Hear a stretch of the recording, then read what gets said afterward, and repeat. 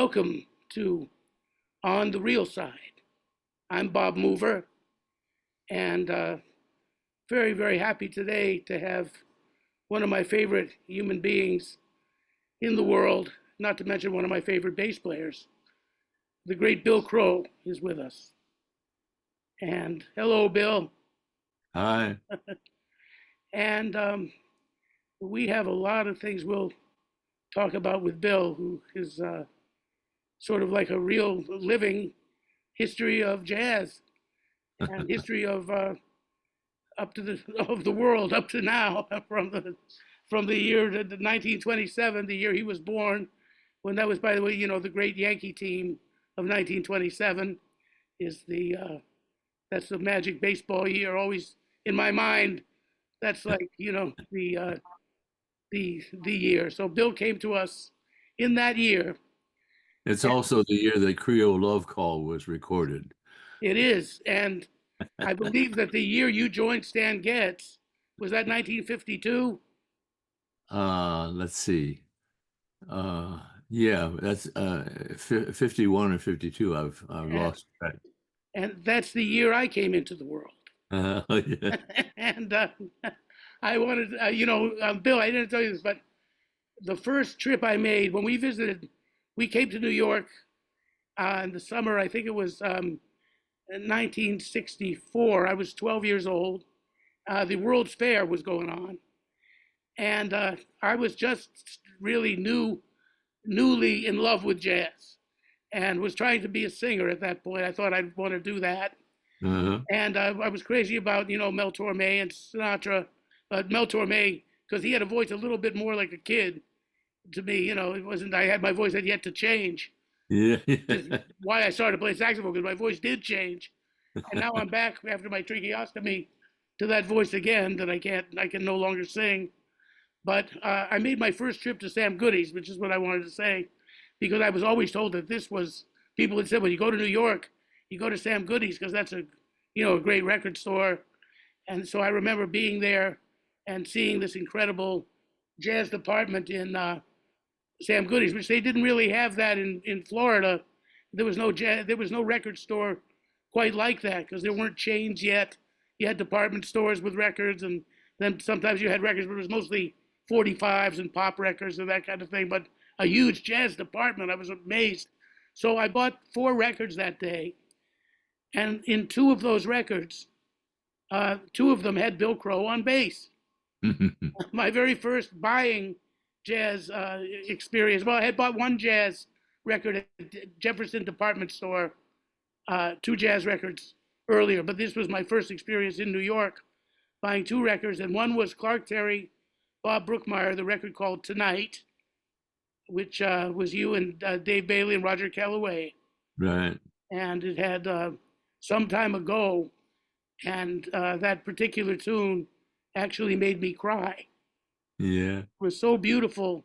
And when they went into that ba dee doo dee doo doo doo Oh, yeah. in thirds, Clark Terry and Brookmeyer, it actually made my little 12-year-old self burst into tears. It was so beautiful that I just cried on it. And remember too called Step Right Up, and I wore that record out, and listened to you all the time. And then there was that Stan Getz Plays record.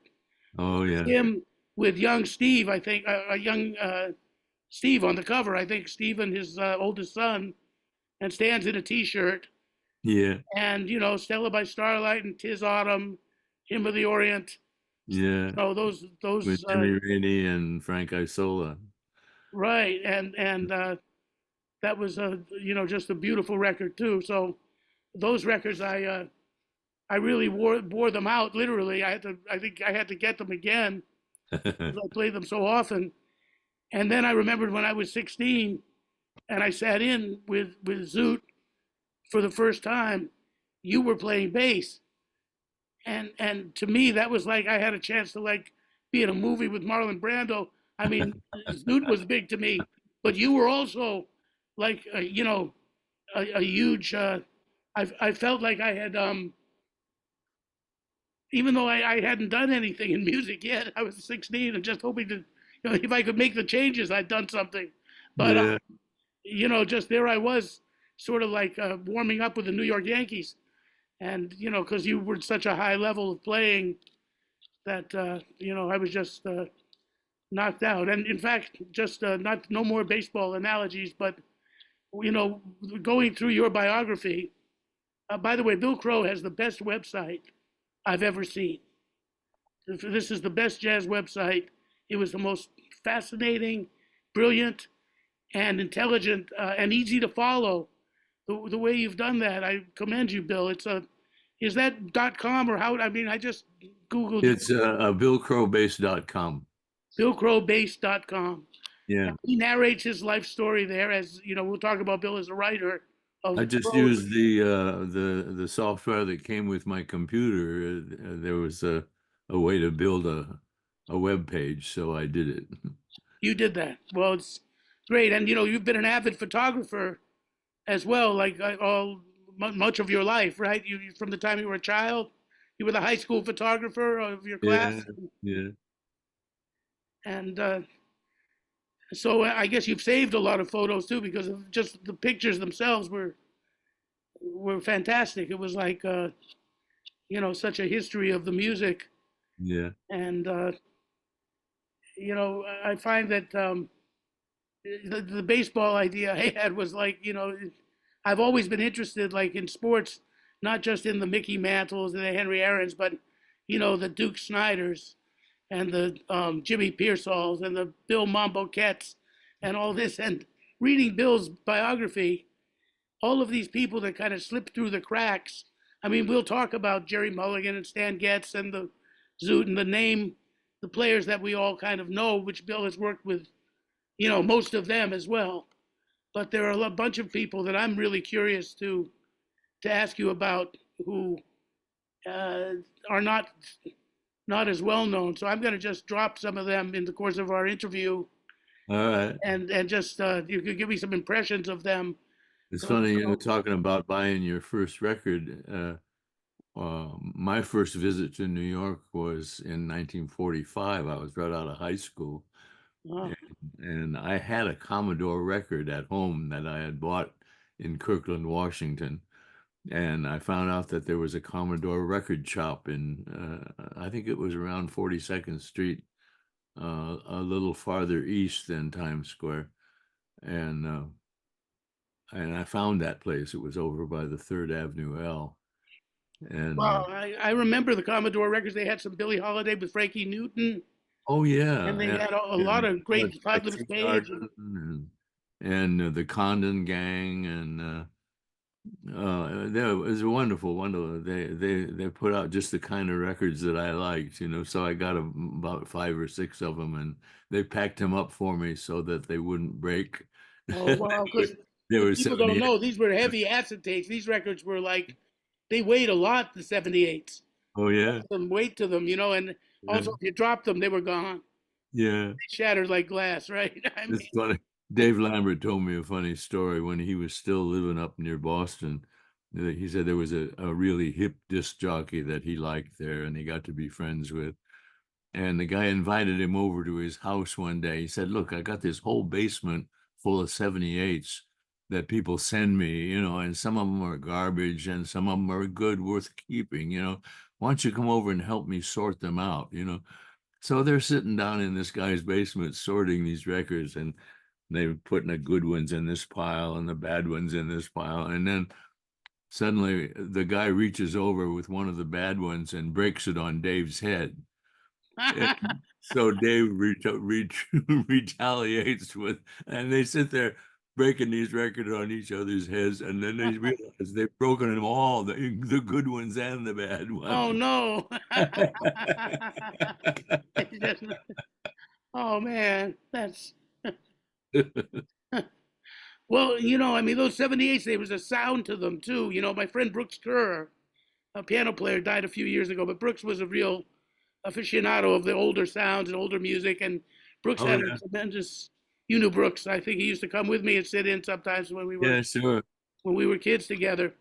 And Brooks came from a pretty wealthy family, and he had all kinds of records, LPs, of course, but he had a real collection of 78s with one of the record players Yeah, that was also of the same era as the 78. yeah, One of those things that looked like the RCA with the one speaker, that they put on the door. right, right. But it was, and the sound of those things was beautiful, wasn't it? It was Well, really, and the funny thing was, a lot of those records would get worn, from so many plays, and from bad needles and things like that that would wear out the groove a little bit. But some of these specialists in the old records found out that if you shaped a needle that went into a different part of the groove, a little deeper maybe, that you would get some fidelity that you couldn't get with a regular needle.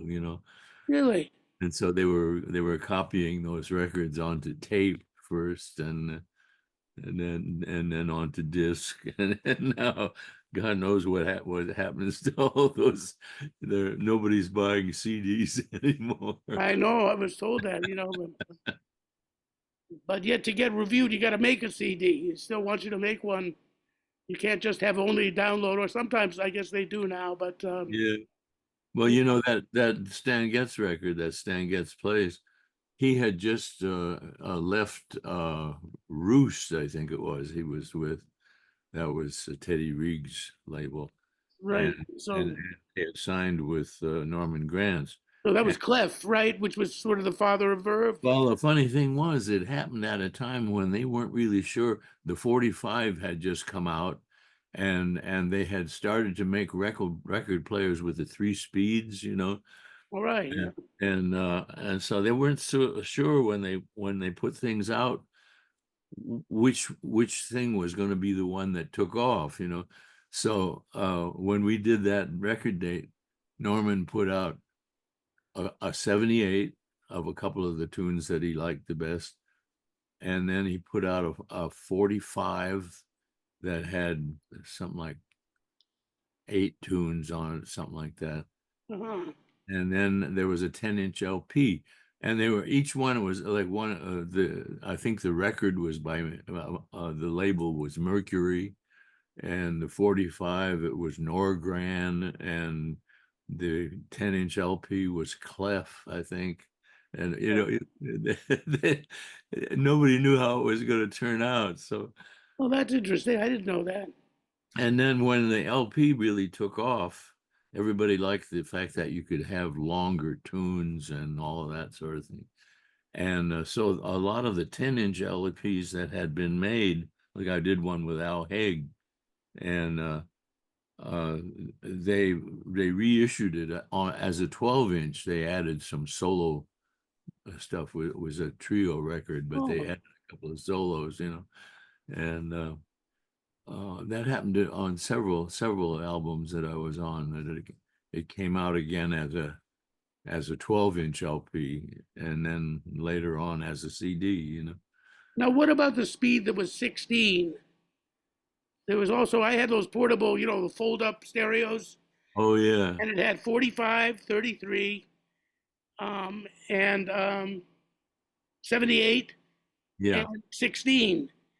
Well, And, I think the 16 was see the turntables in radio studios were big, heavy turntables. There was no wobble. That was the reason that they didn't do slower speeds to in the with the original 78s, because if you turn the record slower, uh, any little mechanical wobble in the turntable would show up. oh, And so they finally figured out a way to make cheap record players that, reasonably priced record players that could have all three speeds. And they figured out a way of making little belts that kept the turntable running at the right speed. I see. Because 16 was a very important speed to me when I was learning because it slowed things down enough that if you wanted to take some lines off of a record, Right, and like, Charlie Parker's very fast things, all right. of a You sudden it can was slowed sound down. like Now, a tenor player. the other thing that was interesting to me about 16 was that often when you transcribed something, I mean, I didn't really write things out, but I would learn them from the record. They would be a half tone or in between pitches, but sometimes something in B flat would sound a little closer to A. Yeah, So I ended up being You proficient in learn weird keys it. because I took a lot of stuff from F and learned it in E, and then Yeah, went up to F to play it where the guy had originally played it, yeah, right. or B flat became the key of A. They did that a lot in the days of 78s. I know on some of Louis Armstrong's early records, he's playing in the key of B, and you know he was not playing in the key of B. Uh huh. But they sped it up a little bit to try to make it sound more exciting. Really, I didn't know that's the reason for that. Yeah. Yeah, because sometimes you do hear that. I remember thinking, gee, these old cats, they really can play in those funny keys. I never knew that until now. I figured out it must be B flat he's playing in because my dad, Right. being a trumpet player, And of course, in those early days of recording, they wouldn't let the drummer hit the drum, because if you made too sharp a noise, the needle that was cutting the master would jump out of the groove. So so they would tell the drummers that, just play on the cymbals or the wood block or the rims or something, but don't hit the drum hard, and muffle the bass drum and all that. And so some of the first records that came out, the drummers didn't play the way it was on the record. That wasn't their way of playing, but some of the bands in Europe would hear those records and think that was the authentic way to play jazz. And you go up oh, there and the guys are all playing on the wood block. that's funny. I didn't realize that. That is funny. So your first record you got was actually when you talk about early records that you bought. You said West End Blues was your Oh, that was gateway your gateway disc. my sixth grade teacher. Well, he was my music teacher from the fourth grade through graduation. We were really lucky to have him because he was so simpatico. He was the one that encouraged me to improvise. I was playing the baritone horn, and sometimes the baritone horn parts were exactly what the trombones were playing. And I knew on other music that the baritone had a line of its own. So sometimes I would make up a counter line that I liked, and the other baritone player sitting next to me would say to the teacher, "Mr. Vaness, he's not playing what's written," and Vaness would say, "For him, it's okay." How old were you at this point? 11 or 12, and Really? and but I was walking by his house one day when I was still in the sixth grade. I had started out on trumpet in the fourth grade, and I was still trying to be a trumpet player. And he waved to me and said, "Come on in, I want you to hear something." And well, in our house, the record player was an Edison, which you wound up. It didn't have electricity. You had a big crank on the side, and a spring ran Right, the Brooks had one of those too. and it had cylinder records. We had about a dozen cylinders, mostly vaudeville tunes. Wow. And so he takes me in his house, and he's got a record player that's got 78s, was like a tune on each side. I thought, oh man, that's really modern. And he puts on Louis Armstrong's West End Blues, and that opening trumpet cadenza just made a That jazz break. player out of me right away. Yeah. Ba, ba, ba, ba, da, da, da, da, da, Oh, da, da, da, da, da, da, da, da. Da-da-da-da. Oh God. And then he sang on it, and it was just a revelation, that record. And that, yeah, that's I could see. So then you were like 9, 10 years old. You heard that, Yeah, yeah. and My now mother you was were a musician, and it was the Depression, so everything came late for us. We didn't get a radio till I was about 5 years old, and a little table radio. but you And did have a piano, right? Because you say in yeah, your she website your she mother was a pretty good piano player. she could read anything. She didn't improvise at all. Uh, when her eyesight started to kill her in her older age, she couldn't. She was playing organ in her church, and she said, "I finally had to give up playing. I was making so many mistakes." And I said, "Well, you should have learned to fake like I did." And she said, "Well, I wasn't given that gift." So did she play some pop tunes as well of Oh, the day, as or well, yeah, mostly she had church sheet or music classical? for the popular tunes. I learned all the Shirley Temple tunes when I was a Sure, yeah. tiny kid, you know. Good night, my love, and on the Yeah, good ship lollipop and all that. yeah, Lollipop, that was one of them. Uh, And then you went to tuba. well, I went to baritone horn. Ah, I complained to the teacher in the sixth grade. I said, I'm playing the trumpet, but I can't get the high notes. I want to play the first part, I want to play the melody. And he looks at my mouth and he said, "Well, you may not all ever have a really good trumpet embouchure, but he said, the school owns a baritone horn. Nobody plays it." He said, "I used to play it myself." And well, that got me because I liked him a lot, And I took this school baritone horn home, and it fingered the same as the trumpet, so I was playing it pretty good within a month or so, and I really fell in love with it. It had nice parts in the concert band arrangements. You got all the cello parts that were transcribed for ah. concert band, so there's a lot of nice parts to play. So the baritone horn, that was actually, I remember reading that was Charlie Parker's first instrument Oh yeah, in like a junior high school band or something like that. Before he played yeah. the Oh, saxophone, he played baritone horn.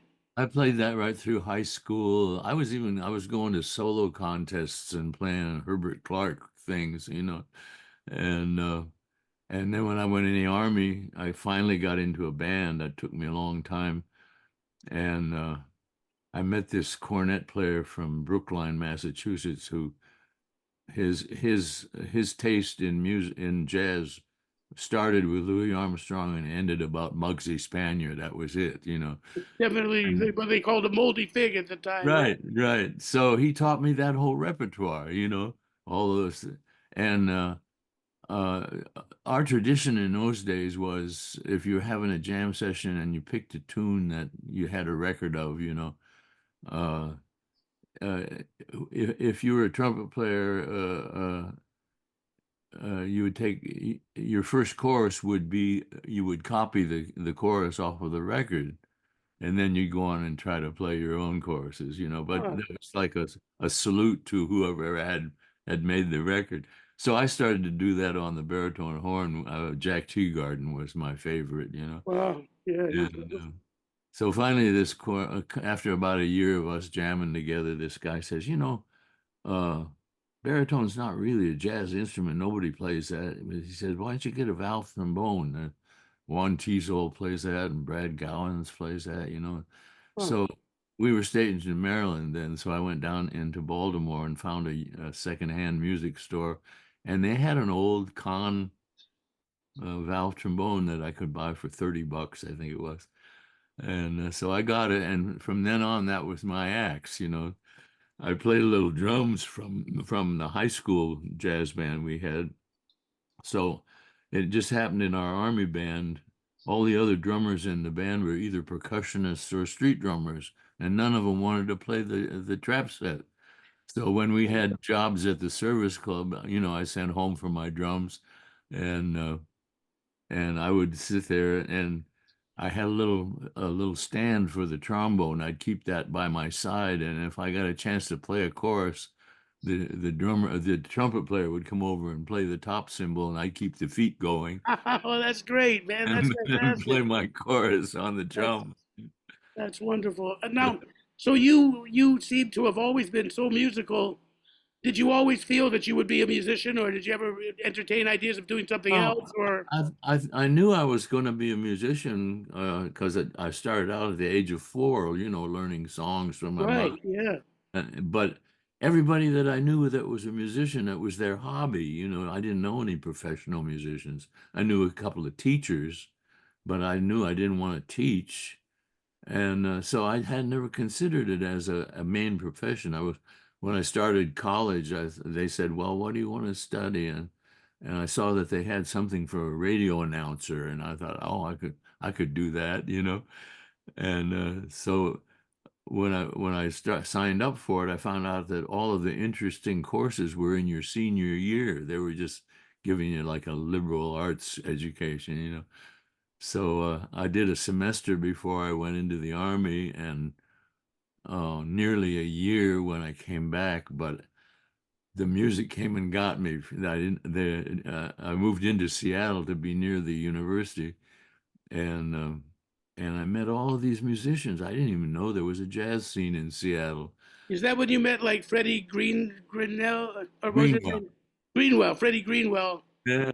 I've heard about him. I mean, And I met Quincy Jones. He was still in high school. He was 18, and really, Ray Charles was in town. No, I didn't even know his name was Ray Charles. Everybody called him RC, and he was working at a joint called the Washington Social and Educational Club in the Black District, and he was playing piano on that gig. He could play a little piano, you know, right? Well, he was a fine pianist. Yes, I mean, so this girl is funny. I had a little job playing drums at a club in Seattle there, and there was a record store downstairs from the club. So I'd gone to a rehearsal one afternoon, and I was down in the record store looking through the Charlie Parker bin, and this girl from behind the desk comes over and she says, "You must be a musician. Nobody else looks in that in that bin." And I said, "Yeah." And so it turned out she ended up marrying Jimmy Cleveland. Her name was Janet Thurlow. Jimmy Cleveland, for those of you who don't know, was a great trombonist, Yeah. and But she was single at that time, and she was very friendly. And she found out I didn't know anybody in the jazz world in Seattle, so she, oh well, come on down to the Washington Social, you know. So she takes me down there, and she introduces me to Quincy and a trombone player named Major Pigford and a tenor player named oh God, I've forgotten his name. Anyway, a whole bunch of people. Uh, Kenny Kimball was a piano player, and she hollers up to RC. He said, "RC, sing the blues," and he sings like he sings, you know, and he comes down. wow, Now he had a little trio at that time, and he was trying to sound like Nat Cole, you know, and right. These early records sound like you could hear that influence. because Yeah, Nat was very popular then, and you know, and he had come to Seattle from Florida because he was just trying to look for something that was as far away from Florida as he could most get. of us that come from Florida do that. So, so I said, "Geez, RC, that was a wonderful blues." I said, "Why don't you sing like that all the time?" And he says, "Oh man, where I come from, everybody sings like that. You can't make a nickel singing like that, you know." It was less than a year before he made a nickel or two singing like that. That is a very funny story. Yeah.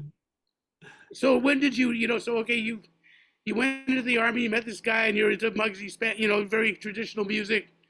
Do you remember what it was like? When did you first hear, let's say, well, I wouldn't just say bebop, but let's say people like Lester Young or that kind of Duke Ellington and that kind of Well, thing. the Did that funny lead thing you? is, Or did you hear bebop first?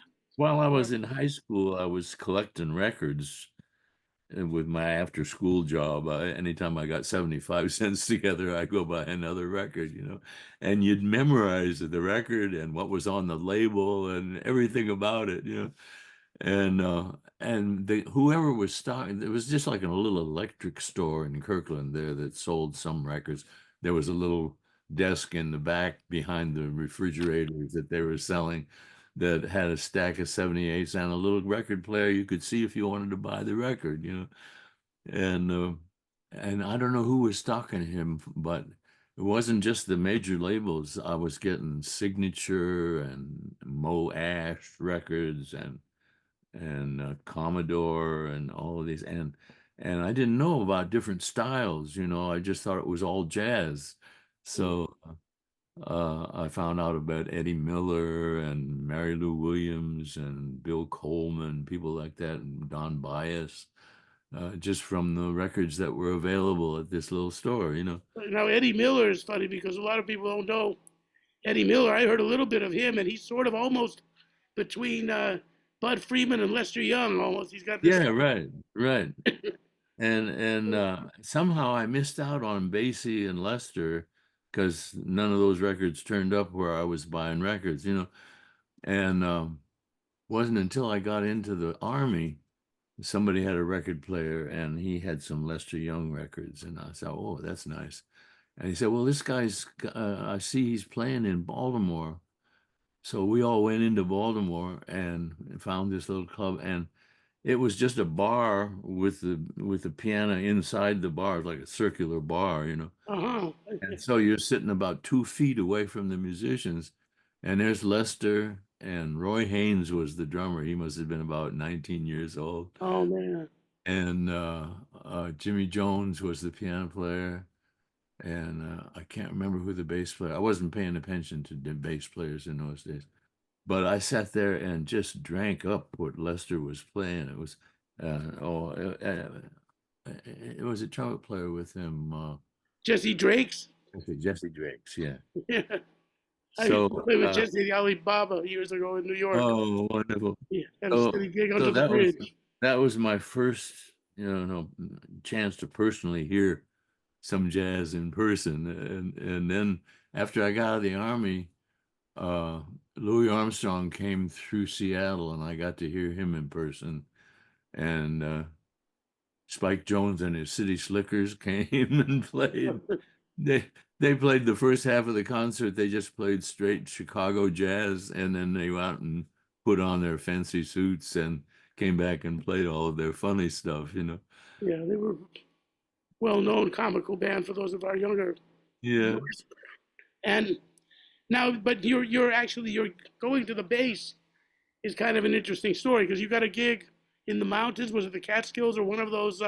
You came Oh, east, the right? Adirondacks, a little town called Tupper Lake. It's almost up to the Canadian border. Well, let me just get your trajectory right. So you've been in Seattle in the North Pacific Northwest pretty much all this time, and then you went to the Army. Where were you stationed in the Well, Army? I started out at Fort Lewis, Washington, and it took me about 8 months to get into a band, and then they moved the band to Fort Meade, Maryland, and that was That's where I, when you met Baltimore. Now I got the Baltimore yeah, yeah. connection.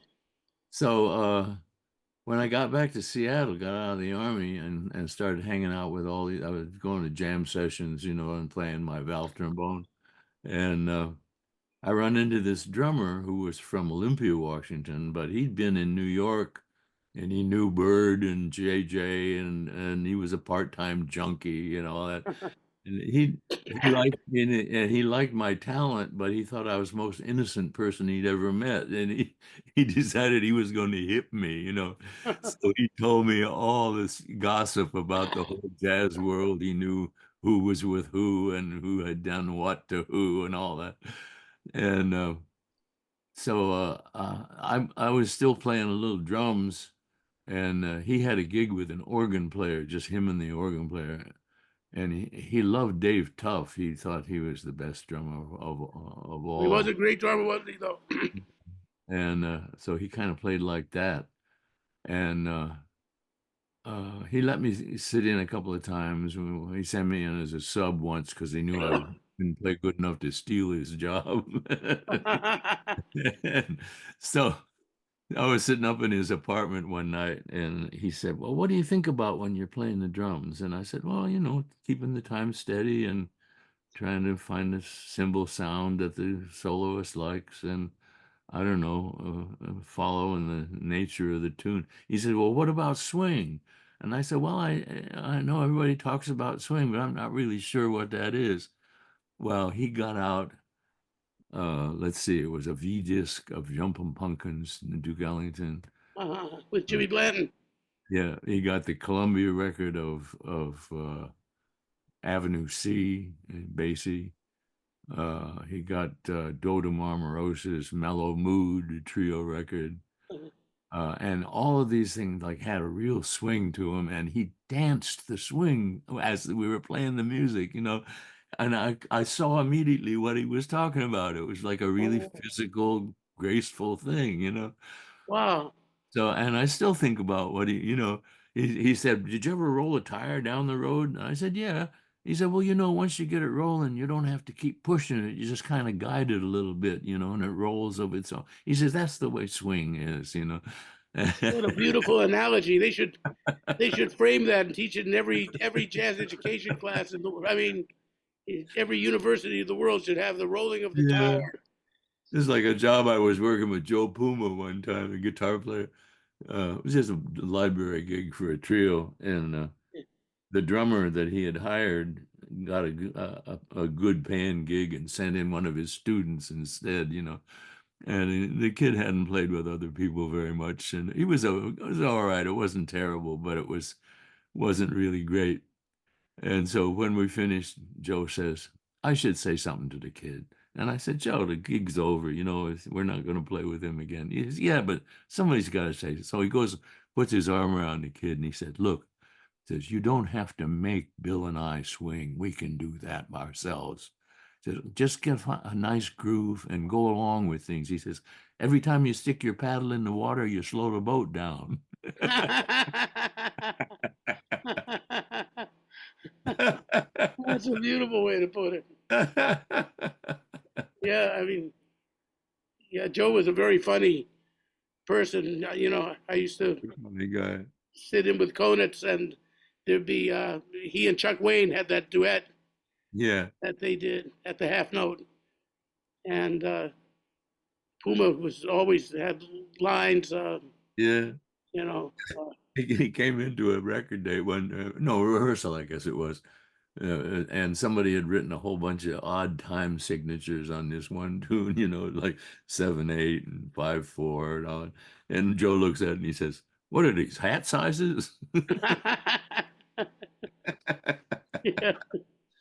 My favorite with him is there's a story that supposedly he was playing somewhere, and Chevy Chase came in, and Chevy Chase is a jazz pianist of sorts, I guess, and he kept saying to Joe, "Hey, play me some Wes Montgomery," and now, "Yeah, man, play me some Jim Hall, play me some Kenny Burrell," and Joe's getting more and more irritated with each request, and he knew who Chevy Chase was, so finally he turns around to him and he says, "Act me some Marlon Brando, motherfucker." Act me some Marlon Brando, or something like that. Yeah, Joe was something else. Well, Somebody said one time, "Where are you from, Joe?" He said, "The past." the past. Oh, that's wonderful. There's one night, the past. I got a great story of the past. There's a drummer named Guy Viveros who used to play a lot with Ira Sullivan, and he was a disciple of Ike Day from Chicago.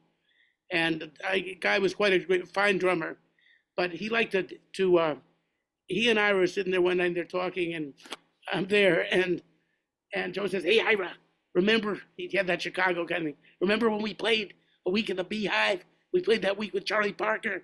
Wasn't that incredible? And then remember we had Lester Young and Coleman Hawkins both came in that same year. We had a week with each of those cats. Oh man, was that beautiful? Boy, those 50s, there'll never be anything like that." And Ira says, Guy, you're living in the past. You got to stop living in the past." He says, "But Ira, I like the past. It's so much cheaper there."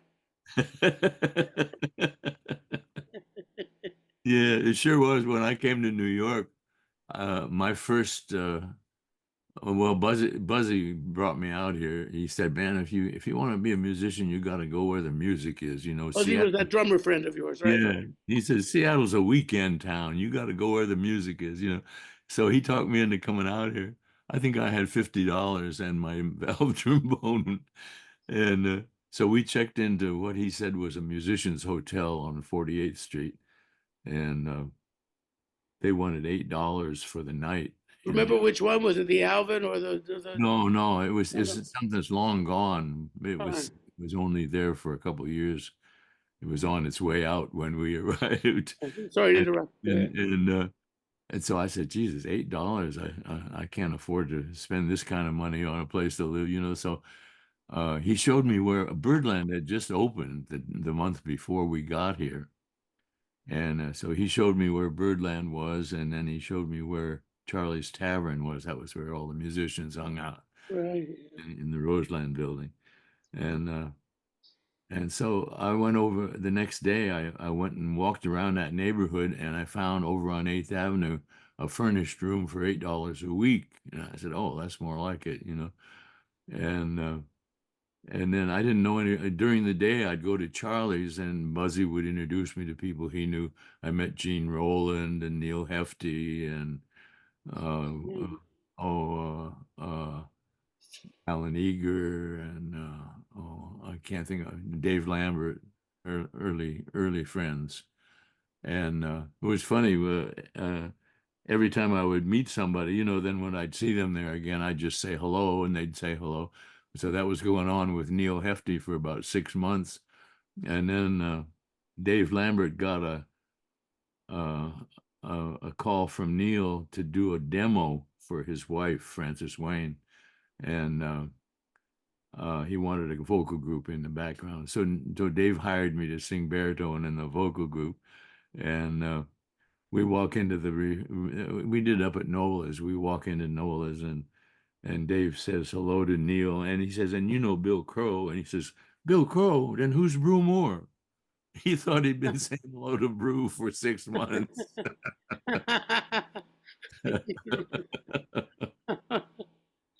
That's, yeah, I remember you playing with Brew Moore at the Half Note when Brew came back from Europe. Yeah, I played with him.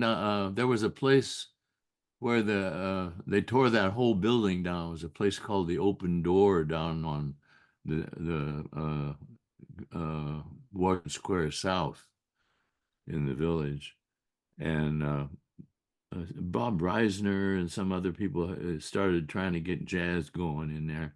Wasn't it And right near Arthur's Tavern, somewhere around that, it was a couple of blocks away from a Arthur's, little further up? Yeah, I right heard on the about you. south end of Washington Square Park. Okay, yeah. And it was like a five-story building there, but this was like ground floor restaurant.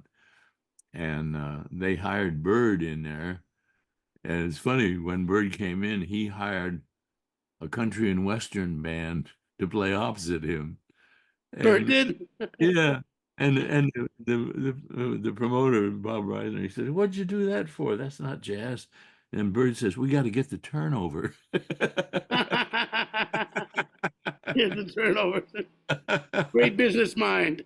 Yeah. So I played in there with Brew Moore and Don Joseph, and I can't remember who the drummer was, but some other drummer came and wanted to sit in, and and he's back there all fire and brimstone, and Don Joseph turns around and said, "What happened to that other drummer we had all nice and tired out?" We had also tired out.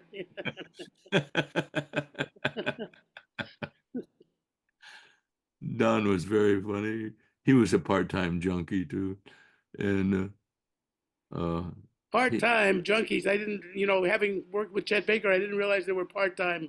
well, it was a money thing. You'd start to get in deep and realize that you couldn't afford your habit, so you'd kick. I see. So it was like, yeah, sort And of then you start chippying, feeling but not. feeling better, and you had chippy around with it a little, and you know, Now, but I read a lot about Don Joseph. I didn't really know him. I know he was from Staten Island. yeah, right. He lived out there, but the guy I've heard about and heard, the one he's made a couple of records, and I've heard just about everything that's available, and especially his solo on "I'll Be Seeing You" is Tony Frisella. Oh, sure. And they said that Tony Frisella, I've heard from the cats, the your generation, the guys that I knew, always mentioned Tony with reverence, and I could hear it in just the way he was erratic. I hear some performances where he's not really so together. He's kind of, Well, sometimes he was drunk, and he had a liquor alcohol problem, but I know the last couple of times I heard Red Mitchell in person, he had a little tape recording of Tony that he would play into the microphone and then play along with it. And right. Well, he wrote those nice lyrics to "I'll Be Seeing You," yeah, Tony's version on that one record called Tony Frisella. yeah, It's just, if nobody knows him, CELA, Frussclla.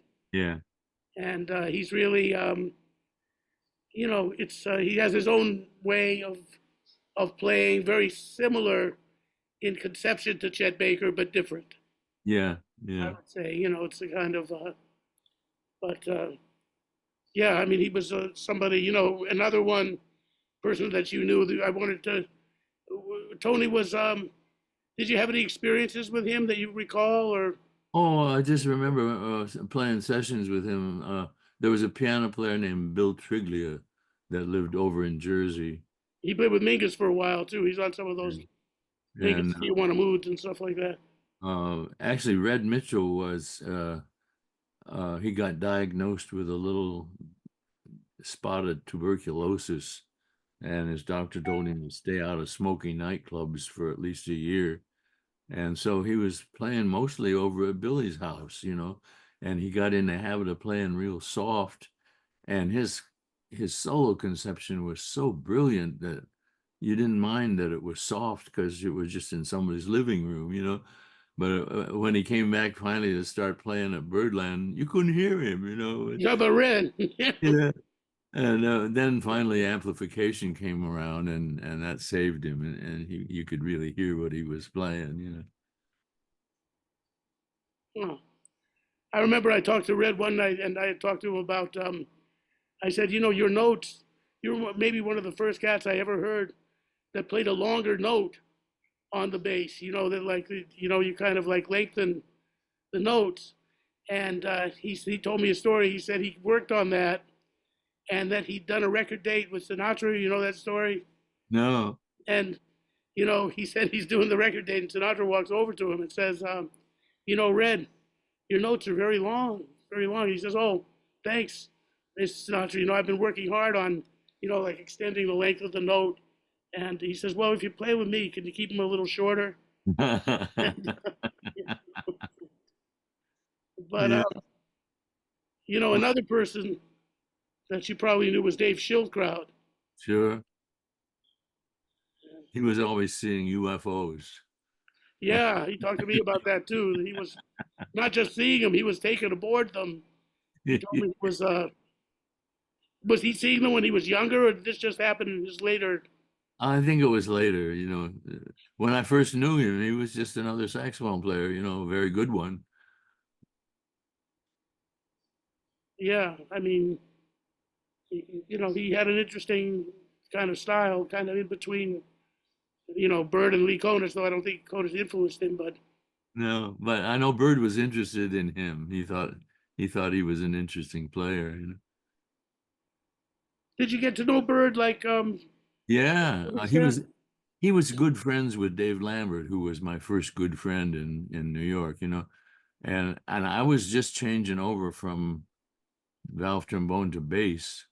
So I never admitted I knew Bird socially and hung out with him a little bit with Dave, but I never told him that I was a musician. Even we were just friends. In fact, one time I ran into him. He was sitting on a bench in Washington Square Park. I think he was living in the East Village at that time, and I sat down next to him and we chatted for a while and we were talking about the neighborhood, and I said, well, there's a swimming pool over here on Leroy Street that every morning during the week they have swimming lessons for kids, but on Sundays the adults have the morning. And I said, well, why don't you come over sometime? And he said, oh, I'd like to do that. Well, I didn't think he ever would, but the very next Sunday we go over, we called it our country club. We go over this pool and here comes Bird with his bathing suit and a little rubber cap that he wore to swim. And so we spread out our towels beside the pool there, and we're talking and laughing, and oh, somebody had come in during the night and climbed over the wall. There was a wall between the pool and the basketball courts there, and the wall was kind of a yellowish stucco, and in this big brown paint, somebody had painted, Marvin the hairy one is a prevert. So we're laughing about this, and the guys in the green all overalls that work in the pool there, they come out and they look at this and then they talk to each other, and then one of them goes back in and he gets uh, a bucket of this yellow colored paint that the stucco wall is. But he goes over the letters. He just paints out the letters. So now they're still there, but they're in this bright yellow instead of the It still says it. Can still read it, you know. So so then the other guy comes out and you see them talking, you know, and then finally the guy goes up and paints out the whole thing, you know. But every time I would see Bird after that, I would say Marvin the hairy one, and he would laugh. And That's funny. I used to live right across the street from that pool on Leroy Street. oh I, yeah, I lived at 55 Leroy Street for years. oh that's And, wild. that's, one beautiful thing about New York, it's, my daughter wrote a tune. My daughter Emily is a singer-songwriter, and she had one of the lyrics to one of her tunes is, "The city is a chorus of those who came before us, and I love the way they sound." And it's sort of like that, when you walk down the street, Yeah, these stories, I wouldn't have known that, but gee, I lived right across that street, that pool for years. I yeah. never went in it, but I watched people go But by, and go in and out of it. And now I have yeah, we were there every Sunday morning. that's something. Now, Dave Lambert, for those of you who don't know, just Lambert, Hendricks, and Ross, of course, was a very strong, the first real group of vocalists singing. Where the solos of people were put words were put to the solos of wonderful jazz solos, and that was with John Hendricks and Annie Ross. But before that, Dave had organized, of course, for the Charlie Parker with the vocal group. There was Dave was, I believe, the organizer of that group, and I think Gil Evans was the arranger.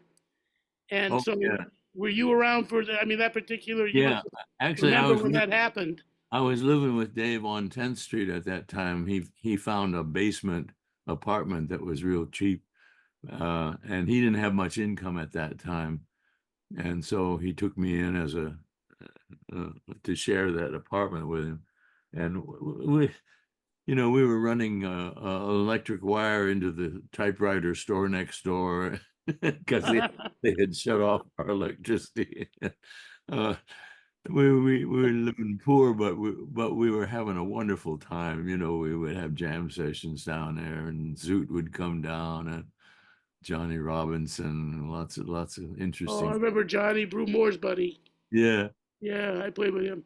and then I remember when Zoot had been out of town, and when he came back in, he had this dog with him, as a German Shepherd, I think, that somebody had given him. It was a friend of Johnny's on some farm down in the South, and so Zoot had stopped at a friend's apartment and left his suitcase there, but then he came over to visit Dave, and the dog went to sleep underneath the couch. And then Zoot says, well, we played a little while, and then Zoot says, well, keep an eye on my dog. He says, I just want to run up the block and say hello to a friend, and I'll be right back. So it was a summer night, and the door was open. The dog wakes up and looks around and sees Zoot's not there and just runs out the door. And we run out trying to stop him, but he's gone. Oh no. So Zoot comes back, and we tell him the bad news, and oh, Jesus, that's a drag. And so he goes over to the place where he left his suitcase, and the dog is sitting on the stoop there waiting for him. Wow. That's, Dog had never been in New York before. knowing Zoot, they say that if you're an exceptionally sensitive person, dogs, I mean, I don't know this for sure, but I've heard from I have friends that are real dog lovers. I have a dog, and that uh, they sense that in human beings. They sense it when they really know a good person. Yeah, Dog will trust that person and do that. yeah. And for all Zoot's gruff exterior, he was, when you got to know him, right, he was like as warm a human being Oh, sweetheart. as Yeah. you could ever know. I mean, I miss him every day. And It's funny. The dog, I think, when they gave it to him, they told him his name was Rex or something like that. And Zoot didn't like that name, so he renamed him Hank. Hank, I guess Hank Jones might not have had something to do with it, just like the name, maybe. I wonder why he.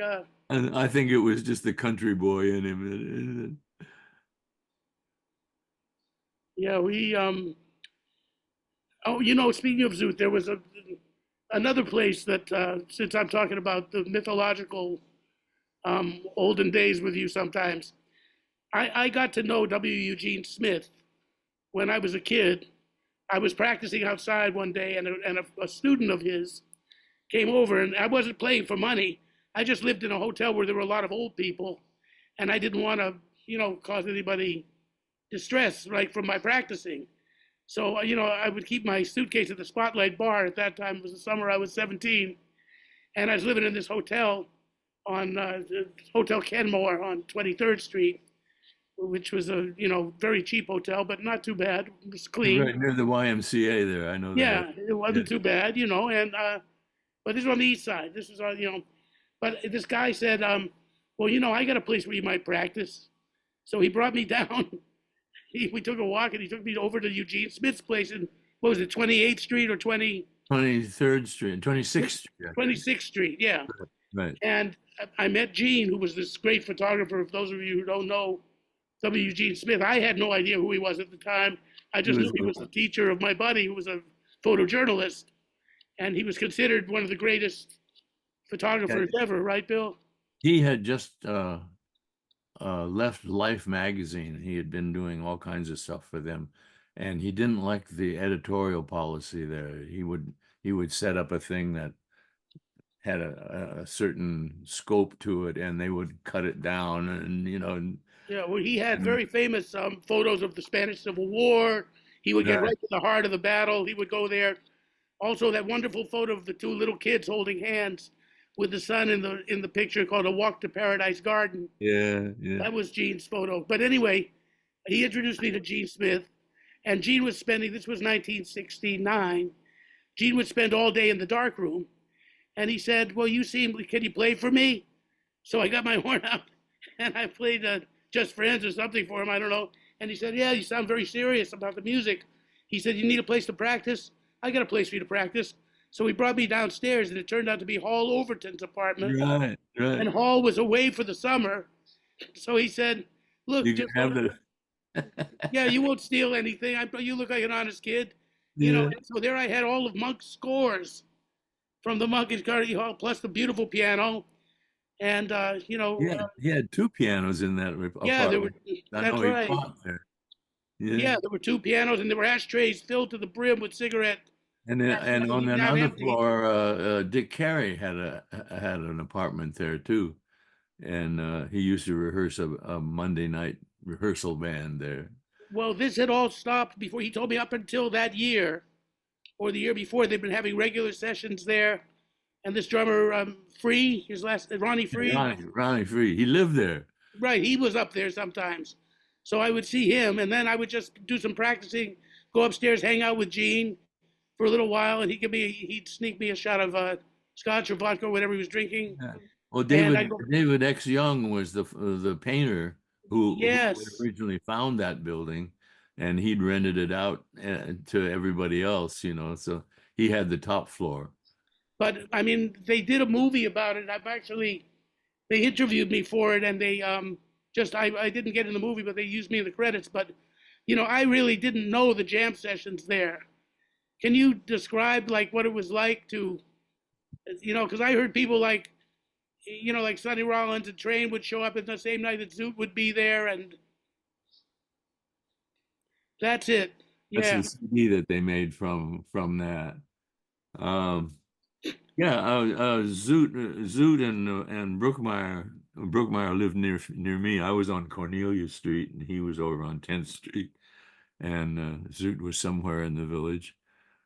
And Al Cohen once in a while. Al was usually too busy to make jam sessions. He was writing a lot. But Warren Marsh came down a couple of times, and Lee Konitz came down. Uh, I forget all the different people that used to play there. Dave McKenna spent a lot of time there. He'd go down there and just play solo piano and drink until like 5 o'clock in the morning, and then fall asleep on the couch. And some of the black musicians showed up too. Yeah, I was told Kenny Dorham would sometimes be there, or yeah, Rollins, and yeah. was funny. One time we were in the next to the highest apartment. I forget whose that was, but it was Brookmeyer and Zoot are sitting on the couch, and I'm standing there playing the bass, and Dave Young comes down from upstairs, and he's got a young guy with him that's got an alto saxophone. And he said, "This guy's would like to sit in with you guys." I mean, yeah, yeah, come on, you know. So he sits down between Zoot and Brookmeyer, and we started a tune. And when it comes to his chorus, he's starting to play squeal, squawk, squeal, squeal, squawk. You know, that's all this Ornette. freedom music, you know. And Brookmeyer's sitting there looking outraged, you know, and he finally says, "Stop that." And the guy says, "Stop what?" He says, "What you're doing. You know what you're doing. Stop it." You know. And the guy went back upstairs. I went over and shook Bob's hand. I said, "Never would have occurred to me." He said, "It was so bad." That's I, I heard a story about Zoot now with that too. I was going to ask you a little bit about the so-called avant-garde when it came out and certain people's reactions to it, you know. And the story I hear is one night, one of those cats was playing like that, and Zoot's at the bar, and he's drinking and he's listening to this stuff, and he's sitting there, he's listening, but he's like shaking his head, and it's like he can't believe it. He's practically crying, and Al turns to him and says, "Zoot, it's not as bad as it sounds." One time, after Zoot and Al were playing with their band down there, and Zoot had been drinking pretty heavily. Oh, they both drank a lot. They Oh, both had seriously, tall yeah, that legs, you was. know. But they've come to the end of the gig, and everybody else is packed up and on their way out the door, and Zoot's still up there playing, you know. And Al turns around and says, "Zoot, take off the red shoes." Take off the red shoes. Yeah, because the movie, the red shoes. People don't understand, know what the red shoes is, but it was a movie where the red shoes kept going, right? It was like Yeah, the little girl put on the red shoes and made it a great dancer out of her, but they wouldn't stop they dancing. wouldn't stop dancing. The shoes wouldn't. So you had to know that story. But yeah, well, that was, when I was gonna stay, like, because I was one of the questions I thought to ask you was, when the avant-garde came in, like first Ornette was really the first thing that was on the scene from the Lenox Music School in 1959. I was talking to Hank Jones, who was like, I became good friends with Hank, and Hank was funny. I asked him one day, I said, "So what's your view of free jazz, of this kind of thing? I mean, you ever try to play it, or you ever think about it, or how do you react to it?" And Hank was very proper. He said, "I don't understand why anyone would want to play with no form. Yeah. What do you think? It's got to form itself." He said people took a long time to making appropriate forms to play this music on. How can you think? No, so Paul Bley, I was hanging out with Paul Bley, and Bley Yeah. had the philosophy of like, you've played a lot of songs, now just make up the song. That's what that's what his Well, idea was. I, Paul sat in with us a couple of times when I was playing with Al and Zoot down at the half note.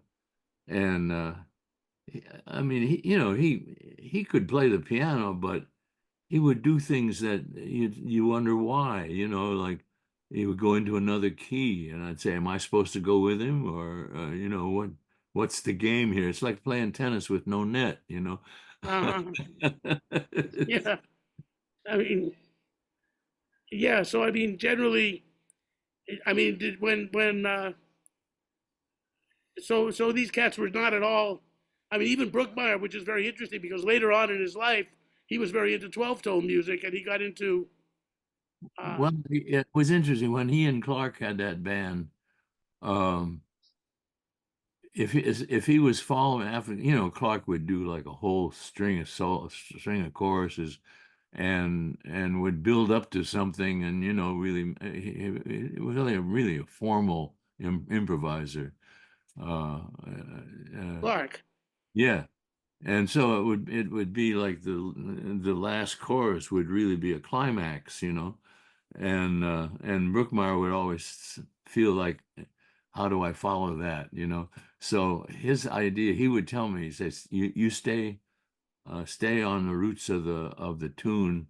he says, I'm going to go a little out for a while and then I'll come back, and he would do. He'd get way up on the higher partials of the chord and make up new melodies that he could shoehorn into the chord, and then he'd come back and play straight life.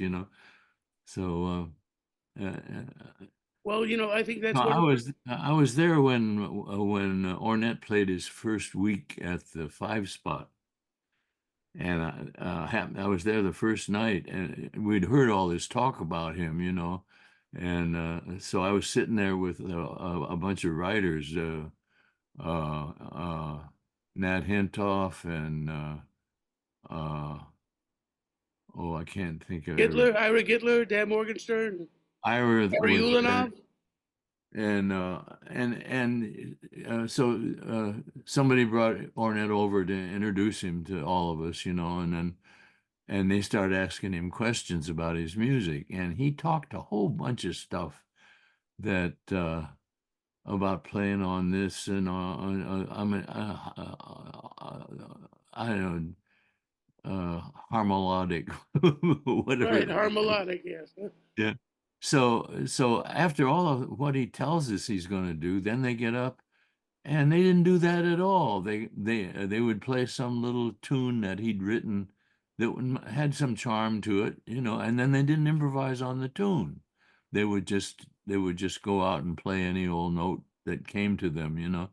And I'm listening to Charlie Hayden and thinking, why would a bass player want to, you got nothing to relate the bass note to any note would do. What the hell kind of choices is that to make? I don't know why you want to do it. And I didn't really think much of his playing until I heard him play with some straight life people, and I said, "Oh, this guy can play." But it was Yeah, really an odd night. yeah, I could see that. So I was curious, how the cats would, more straight ahead cats would have reacted to that. Yeah, I mean, of course, Albert Eiler made Ornette sound like Dixieland. Yeah, right. There were cats that were further out. I heard um, Cecil Well, Taylor one night. I was with a girl. We had been very affectionate, and we decided whether we were going to go hear Lee Konitz or Cecil Taylor. And she had never heard Cecil Taylor, and I'd only really heard him live once or twice. So we decided we opted to go hear Cecil. And when we went to the club, we were holding hands and kind of affectionate to each other. And then by the time we listened to a set of Cecil, we went home and she went to her side of the bed and I went to my side of the bed, and it was like good night. it was funny when I went to Tokyo with Jerry Mulligan. Uh, Miles's band was in town at the same time, and so Dave Bailey and me and Tony Williams and Wynton Kelly were all sitting in this little coffee shop, and it was like a tiny place, but they bring you an album of LP covers, and you can pick out what you want to listen Oh to. yeah, I know in Japan they do that. Yeah. So we're looking through this, and Tony says, "Oh, here's a Cecil Taylor record I haven't heard. Put that on." So while the guy's putting it on, Dave Bailey says, "I heard that Cecil got mugged in the village and broke one of his hands or something." And we're all saying, "Oh man, that's a drag for a piano player." Then the music comes on, and Winton says, "They should have broke both of their mother's hands." I could hear Whitten doing that, man. Yeah, he just very deadpan too, right? Yeah. The road boat of his hands. Yeah, that was that's it's not funny, but it's funny. It's funny. I mean, yeah, there was that kind of yeah, that kind of thing. Um, Brookmeyer, that thing of going outside. That's what I like so much about him. And he always fascinated me, Brookmeyer. And I would go to the Merv Griffin show and take my lessons with Richie Kamuka there. Yeah. And Brookmeyer was sometimes in that band. and I would see him sometimes with Thad and Mel, on Monday nights when he was doing that, and he always frightened me. I'd see him at Jim and Andy's. I mean, I was Yeah. always hanging around, and even when I was a teenager, and Brookmeyer was very much part of that scene. But maybe he was very tall. He seemed very tall, He was. When and we were in Japan, he was always bumping his head. yeah, I would think he was, and he, um, he just had a certain manner about him that kind of scared me. I didn't know what to say to him, so I watched him in action. I'd see him with people, and he had a good sense of humor, but anyway, I just want to say musically, that thing of going out a little bit is somebody had told me to, and I think that was one of the ways he worked so well with a guy with Clark and also with Zoot and with Stan Getz, because Yeah. those guys were so, like, Stan and Zoot were like basically very lyrical, um, horizontal kind of players, like linear, like beautiful lines and this and that. And then Brookmeyer was playing piano on valve trombone to me. Sometimes Right. he was really thinking harmonically. I loved his piano playing. He really Yeah. it was funny when I was with Stan Getz, Jimmy Rainey had been the other instrument, and he quit, and then we were just a quartet for a while, and then Duke Jordan and Kenny Clark were the other two guys, and they quit to do something else. So Stan says, "Jesus, just you and me." He said, "I guess I got to start a new band. Who would you like to play with?" And I said, "Well, I just heard this valve trombone player from Kansas City. He was over at Med Flores' place at a jam session, and he sounded great. So Stan says, "Okay," and he calls him up. And Bob says, "Well, I'm working with Tex Beneke or somebody like that. I got to give him 2 weeks' notice. He was playing piano with the band."